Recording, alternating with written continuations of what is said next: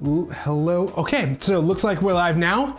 Apparently something messed up technically, so today we're doing an upper body on lower body exercise with dumbbells only. So we're about halfway through and I'll show you guys what we've done up to this point though. And I'm really excited to show you about a press exercise I thought about over the weekend because it only uses a set of dumbbells while still working that tricep and chest in a way where you don't need a bench, you only need a set of dumbbells. So if that sounds good to you, hit that like button for me to let me know you want more content like this. So I know some people out there in our group don't have a bench, but they do have dumbbells and they do want a resistance train. And so I want to help equip you guys with the tools you need to be able to do that. Right now we're going to finish with a set of wall curls for upper body, and then I'll show you that in just a second, how to do that press exercise. So I'm going to bring my head and hips back flat against the wall. From here, I'm going to pull up to the front, keeping my head and back flat against the wall. That stops any sort of swinging movement, so I'm not able to cheat any momentum or swing into this curl. So I'm putting all that pressure into my bicep.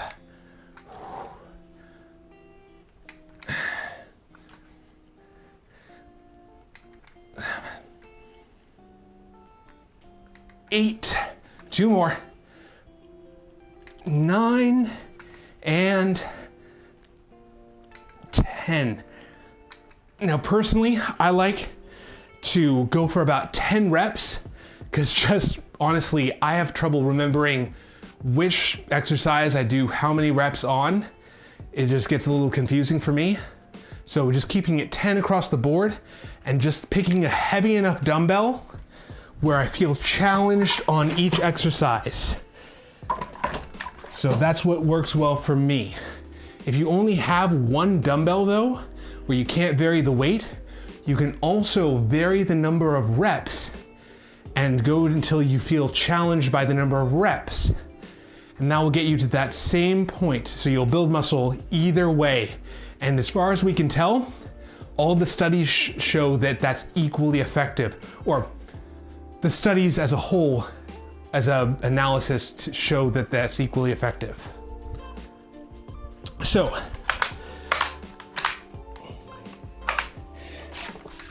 for those who missed it, because I hadn't gotten live yet, we're gonna do a guillotine press. This is a press you can do with just dumbbells and no bench. Sounds really intimidating, but trust me, it's not nearly that bad. I don't know who named it, but what you're gonna do, start with just like a bench press with your hands right over the top of your shoulders. From here, instead of bending my arms out to the sides like a bench press, I'm gonna keep those elbows tucked in. So I'm bending from the elbow.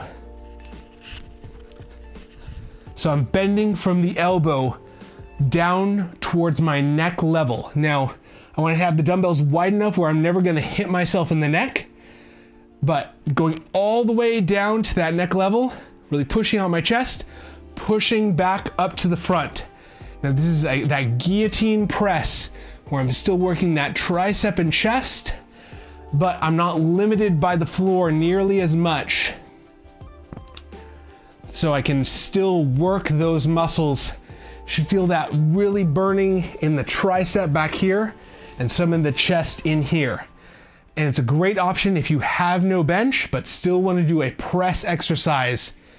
It still will get you that pressing movement, all those pushing muscles with no bench required. So if that sounds good to you, if you try it and like it, hit that like button for me, or better yet, subscribe to be here live Monday, Wednesday, Friday at 11 a.m. Pacific time.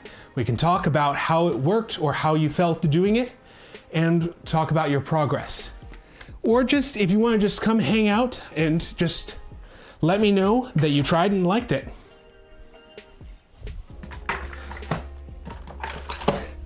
So we're gonna jump into our lower body exercise, going into a body weight squat.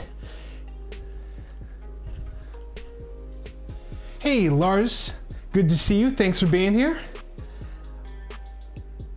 Always nice to see you. So for a body weight squat, you can add dumbbells to this. Personally, I'm staying because I banged up my knee still and it's still healing for the next week. I'm gonna try without dumbbells and just adding reps to this. If you would like to, you can always hold the dumbbell in front of your chest and do a squat that way. So going down, bending knees and standing back up. However, for me, I'm just gonna go higher reps and do it without the dumbbell for now till my knee feels 100%. So holding your hands right in front of your chest, feet about shoulder width apart. You're gonna bend your knees, keeping your chest up, coming back up. You should feel this right here in the front of your thigh. So I'm going to try for about 10 reps or more because I have to increase the reps instead of the weight. So I'm just going to keep on going until I feel that burning in my quads, which are in the front of my thighs right here. Now, if I was doing this with dumbbells, I'd probably shoot for about 10 reps and pick a heavy enough dumbbell where my legs were burning by the end of it. So I'm using my hands for balance, keeping that center of mass right over the top of my feet. So I'm not falling backwards by pushing my hips back. I'm keeping my chest up.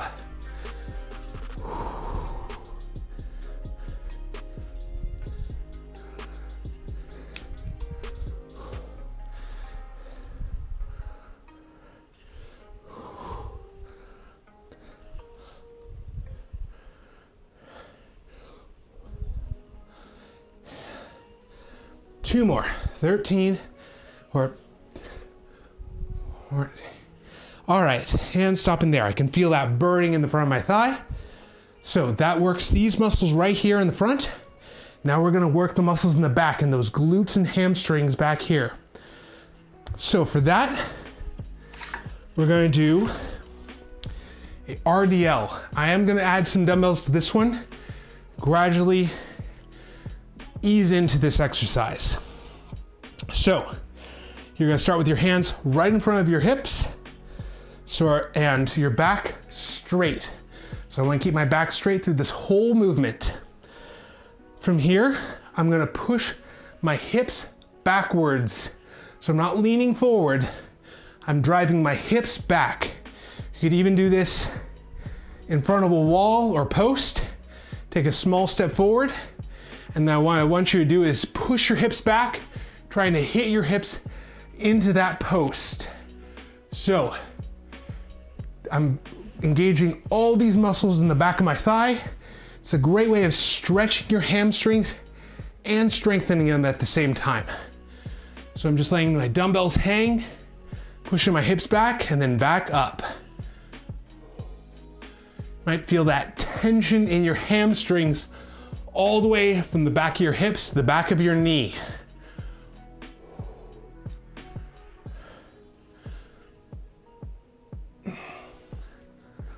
Show you from the front. So I'm just hinging from those hips. I'm using the big hinge of my hip, not the small joints of my back. So it's a great way of teaching your body how to lift effectively with your legs, not your back.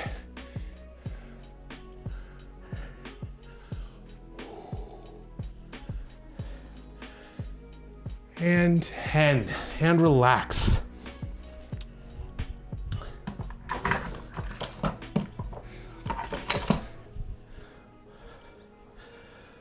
All right, so I'll probably need to re-upload the first half of this. We did several different upper body exercises, but for some reason it didn't go live. So I'll show you those real quick before we do one more set of legs. So we did a superset, which is a pair of exercises. First thing is the guillotine press. Bring your hands to your throat, pushing back up towards the front. This works your tricep and chest.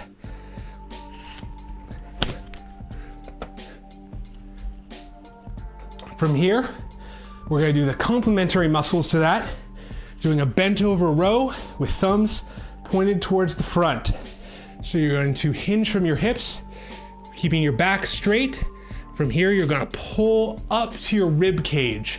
Now I want my hands here at my ribs, not up here at my shoulders, to really engage those lats. So I'm pulling up to my ribs and then back out straight, keeping my back straight the whole time. So that's our second exercise of the first pair. Then we're going to an overhead press. From here, hands about shoulder width, dumbbells to the front of the shoulders. Gonna push up towards the ceiling, keeping those dumbbells right over the top of your shoulders, and back down. Trying for about 10 reps on each of these. From here, going into a wall curl, back flat against the wall, head and hips, all the way pressed against that wall. Bringing your arms up to the front, or hands up to the front of your shoulders, and then back out straight. So I'll show you from the side, head and hips, pulling up towards the front, and then back out straight. And that'll work the muscles in your upper body. Now we're going in for the lower body exercises. So, going to a body weight squat, hands in front for balance, and feet about shoulder width apart. From here, you're gonna bend your knees, going down, keeping your chest up though, and back up. Going all the way as low as you can, while still keeping your chest up. Now, if you want to, you can hold on to a dumbbell or a set of dumbbells right in front as well. For me, I'm starting with just body weight, getting my knee used to working through that tension again after an injury I had where I slammed my knee into the concrete. I tripped on a rug and hit my knee on cement in the garage. So, fortunately nothing was broken. It just irritated my knee because it swelled up and bruised pretty bad. So, I'm gradually readjusting to it, and pretty soon I'll be back up to normal.